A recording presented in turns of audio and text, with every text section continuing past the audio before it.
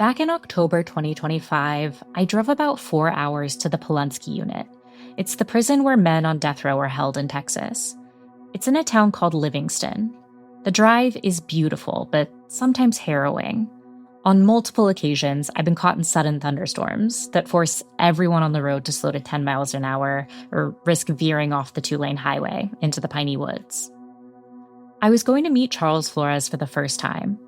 I had already done a good deal of research and reporting on his case, but I was essentially a random person off the streets. He didn't know much about me, but I knew a lot about him. I knew what he was accused of, and I'd read about his criminal history and time on the run. The man who sat across from me was not at all who I expected. But then again, people rarely are. Well, I'm just messing with you. Give me a hard time. At this point, Charles had agreed to talk with me once, but he didn't know what I wanted to do with the podcast. He could have easily shut the door when I told him I wanted to tell the whole story, not just the parts that might help his appeal. Still, he was forthcoming, even when I asked him about some of the more embarrassing aspects of the case, like his eventual arrest at the hands of the FBI after he tried to scale a fence. You want to know all the dirt. Prisons in Texas only give reporters an hour to visit, and you can only visit the same person once every 3 months, so time is precious. Even so, Charles was relaxed. As we chatted, he asked me what I was reading. It happened to be the third book in a fantasy series that he'd already read. He told me to let him know when I was ready to pick up the fourth one so he could read it at the same time. He wanted to talk about it, have a sort of mini book club. He'd roast me a few months later when I visited again, and I still hadn't finished the third. I understand that people are complicated and layered, that people can do harmful things and still be perfectly pleasant to be around. I think there's a myth that criminals are a type of person, a separate category from those of us who generally abide by the law. But every single one of us has the capacity to do harm, to break the law, whether intentionally or not. I know that, and I think about it every single day. But still, I'll admit, I was surprised by the Charles I met in person. This was the same guy from the 1998 Dallas Morning News articles who was speeding through streets on police chases and fighting officers on the side of the road. Now, he was telling me about how he deals with discomfort through laughter. But really, that's ostensibly one of the main points of our prison system: to rehabilitate and reform people whose knee-jerk reaction is anger or violence or deceit or vice, to make someone almost unrecognizable after spending time behind bars. You might think I'm naive. I went in expecting coldness or wariness from Charles, and instead I was met with warmth and candor. Of course I was going to be disarmed. But I'll say this. A lot of parts of reporting this story were difficult. I had to track down sources and haggle for documents, convince people to talk to me, drive around Dallas unsuccessfully knocking on doors. But the easiest part by far was finding people who wanted to talk about who Charles is today. Jolly? Like, that's the first thing that comes to mind with him is just the word jolly. That was Charles's friend Skylar. Here's his friend Allie. I do think he has, the best laugh. I mean, he's very funny. He really does make me laugh. You'll hear people refer to him as Charlie. It might be easy to think of Charlie and Charles Don Flores as different people. Easier than reconciling what you know about his past and what you might believe he did in 1998 with what you'll hear in this episode. Today, we're talking about Charles, more so than his innocence case. It's possible that the state was right in 1999 when they argued that he was there on Bergen Lane the morning Rick Childs shot Betty Black. That would make him legally culpable under Texas's law of parties. Even if that's true, and Texas law worked the way it was supposed to, what does it mean that Charles, who didn't pull the trigger, is still facing the possibility of execution? From Free Range Productions and the Texas Observer, this is Season 5 of The Unforgotten, Riding Shotgun. I'm your host, Michelle Pitcher, and this is Episode 6, Charlie Flores versus Charles Don Flores.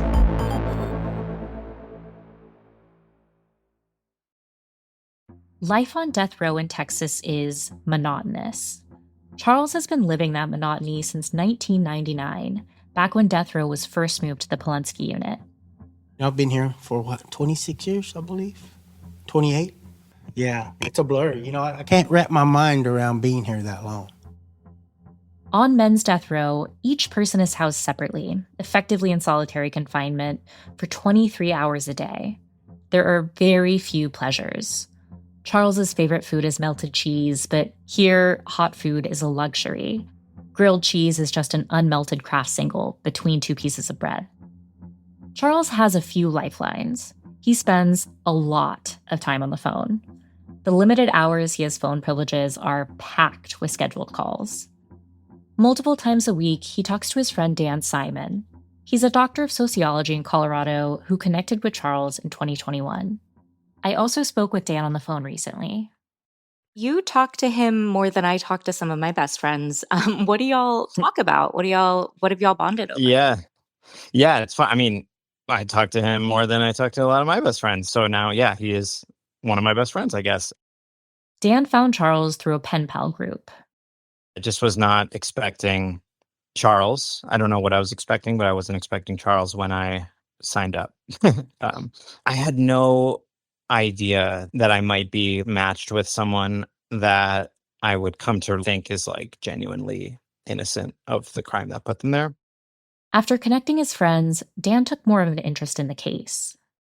I didn't realize that Texas would put people on death row that were just convicted under the law of parties. So I was like, okay, I matched with Charles. He wasn't even convicted as being the person that killed someone. Wow, that's crazy. In my head, that's what I'm thinking, like, that's pretty messed up. And then, oh yeah, also the case is super sketchy. The witness was hypnotized, all these things. I was like, oh my gosh, what did I get myself into?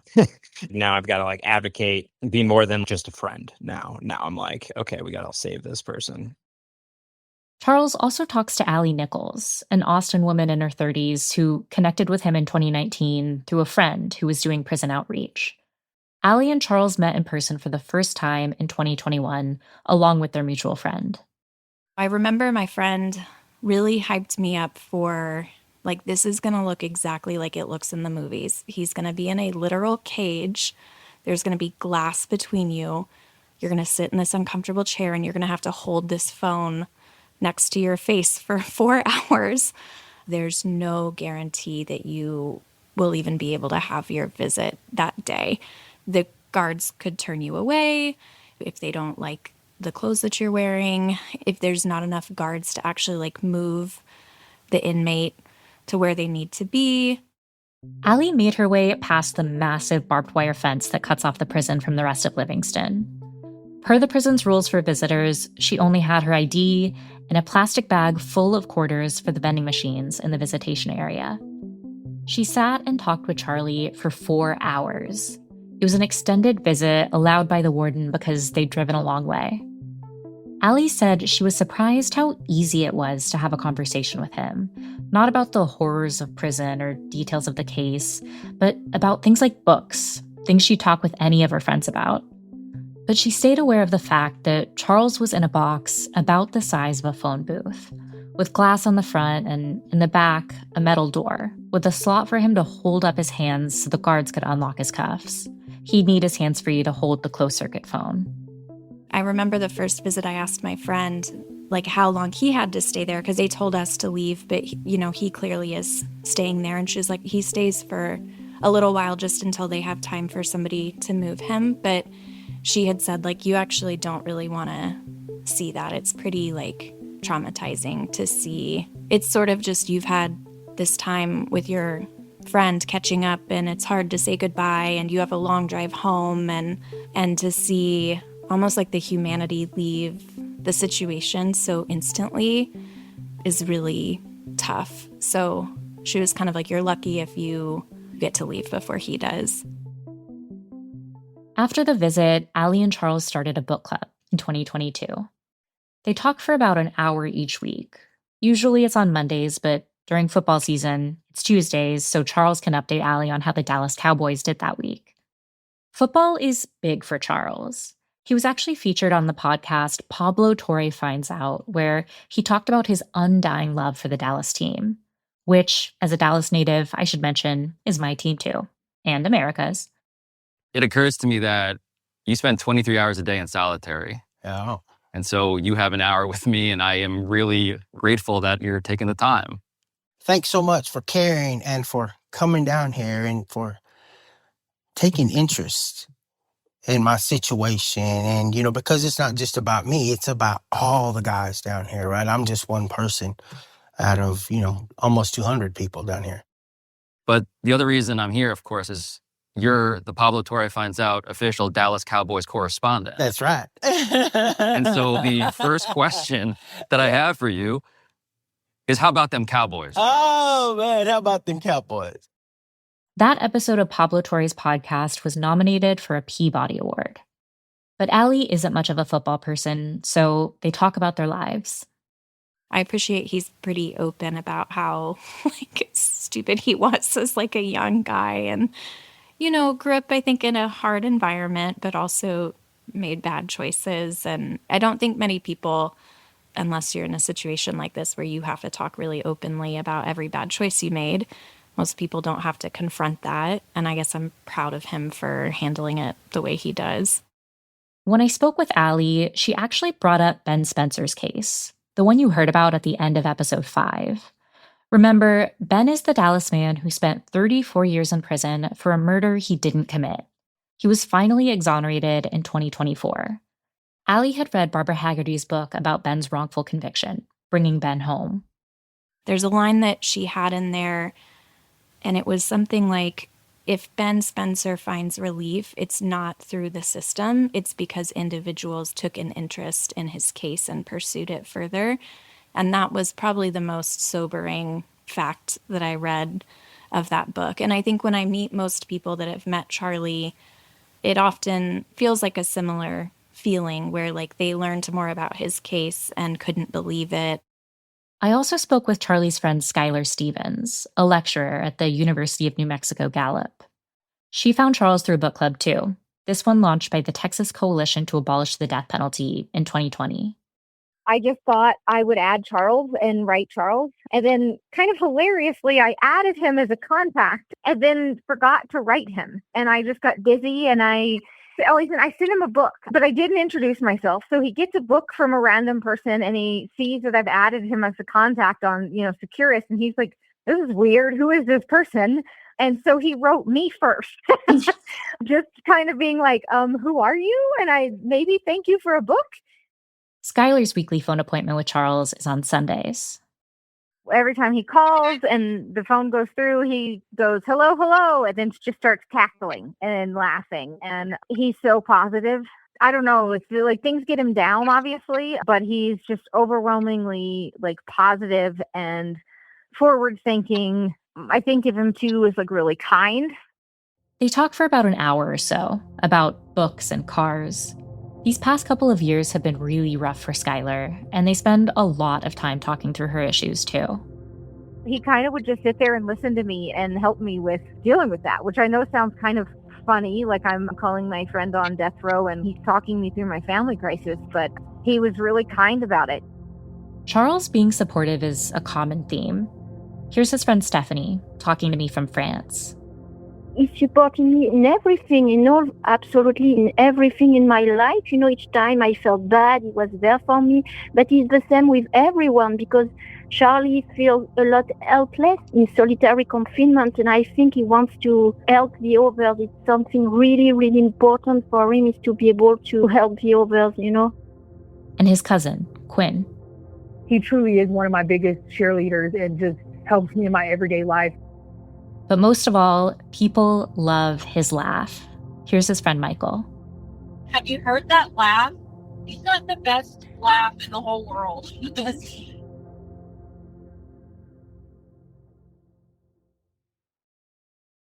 I've been doing a little spring reset with my clothes these days. We're heading into the hot season, so that means new t-shirts, new shorts, new pair of shoes. And this time around, I'm focusing a lot more on quality over quantity. And that's why I keep coming back to Quince. The fabrics feel elevated, the fits are thoughtful, and the pricing actually makes sense. Quince makes beautiful everyday pieces using premium materials like 100% European linen, organic cotton, and super soft denim with styles starting around $50. I've bought a range of stuff from Quince and have been really surprised by the high quality for such a reasonable price. Refresh your spring wardrobe with Quince. Go to quince.com/unforgotten for free shipping and 365-day returns. Now available in Canada too. Go to quince.com/unforgotten for free shipping and 365-day returns. Quince.com/unforgotten. Another lifeline for Charles has been his faith. He talks about how his parents were involved in their church community, but he didn't really buy in until he got to prison. He was part of the inaugural class of the Texas prison system's faith-based program on death row, which lets prisoners live in a special housing area and participate in group religious studies. It's a big departure from the standard isolation on death row. He told me that if he gets out of prison, he wants to come back and help other people find their faith. He's already helped his cousin, Quinn Gregory. Here's Quinn. My cousin is probably one of my biggest supporters. He is one of my biggest supporters. So we talk about Jesus, we talk about God, we talk about prayer. He's taught me how to pray and how to read my Bible in a better way so that I have better understanding through it. I was going through a divorce recently and he's the one that helped me get through those hard times. His faith and sharing it with other people has helped Charles make sense of the emotions that ruled his life when he was younger. It's kind of crazy because it's like the devil wore my ass out, and to the point where I just couldn't take it anymore. Just everything would go wrong, everything. And I'm like, you know what? I've had enough. That's the key to when you have an addiction, when you're dealing with these kinds of things, you got to get sick and tired of being sick and tired. And then that's when you realize, man, I got to change. Something has to change. And then, of course, the change begins within you. And then you can really start doing things different, seeing things different, thinking different. Charles has changed a lot behind bars, but most of his family didn't get to see it. Charles's parents didn't live to see Charles accept the faith that they tried to raise him with. His cousin Quinn, whose mom is Charles's father's sister, said that even so, they remained some of Charles's biggest supporters until they died. That's the thing. His dad loved him so much. And he was one of the ones that would proclaim his innocence to everybody. His dad was one of his biggest supporters, and his mom too, and they both proclaimed his innocence. They both truly believe in their hearts that he did not do this. He told them that he did not do this, and they truly believe that. One of the best things that I can say about myself now is that I've finally grown into the man that my parents raised me to be. I'm honoring their memory. And I'm being the man that they wanted me to be. And so that makes me feel good. Because I know a lot of guys back here, and most of them are guilty. But this is something that I tell them, that if you are blessed to get to a point in your life where you realize that in the end, all that really matters is your relationship with God and how you live, and you start living the way that He would want you to, that's a great victory. You've salvaged that much of your life, And at the end, however the end comes, you're not going to die.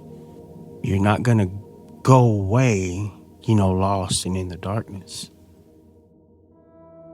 As of April 2026, there's an appeal in Charles's case pending with the U.S. Supreme Court. It asks justices to look at whether Texas courts are upholding the state's own laws that are meant to help people convicted based on sketchy science. The first sentence of the appeal pulls no punches. Charles's lawyer Gretchen Swen writes, quote, "Overwhelming evidence shows that Charles Don Flores is innocent and that his trial was irreparably tainted by junk science and official misconduct. We don't yet know whether the court will decide to look at the case." Also, as of April 2026, there are still unanswered questions. Why did the police never interview Charles after his arrest? Why rely solely on the stories of Rick Childs and Jackie Roberts? Would Charles Flores have been convicted without Jill Barganier's in-court ID, which came after she underwent hypnosis, after she'd seen him in a photo lineup, and after she had seen his face in the news for months? Why were Farmers Branch Narcotics Police so insistent that Charles Flores was their guy, when homicide detectives were looking for someone who fit a completely different description? Who did the gum at the crime scene belong to?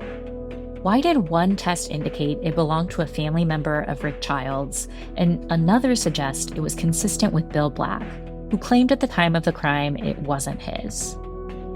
What's the deal with Homero Garcia, one of the men who said that Charles had confessed to him? He avoided criminal charges, and he was, strangely enough, involved in another Dallas area case around the same time that put another man on death row.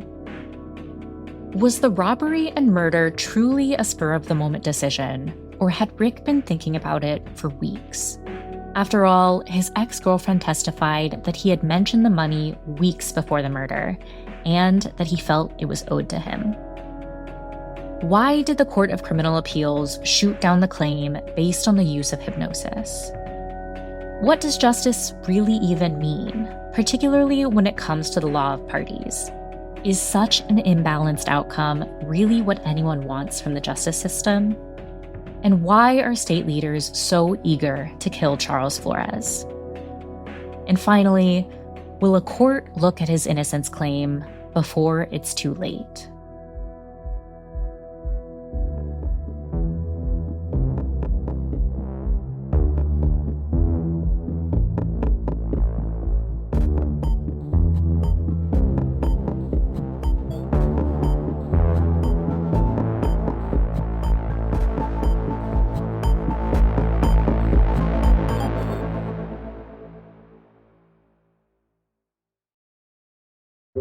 Thank you for listening to The Unforgotten, a free-range production. Season 5, Writing Shotgun, was created in association with the Texas Observer, and the season is written, reported, and hosted by Michelle Pitcher, a staff writer for The Observer. Editing by Aislinn Gaddis. Audio engineering and sound design by Austin Sisler with Eastside Studios. I'm executive producer Wes Ferguson. Stay up to date with us when you sign up for our newsletter at unforgottenpod.com.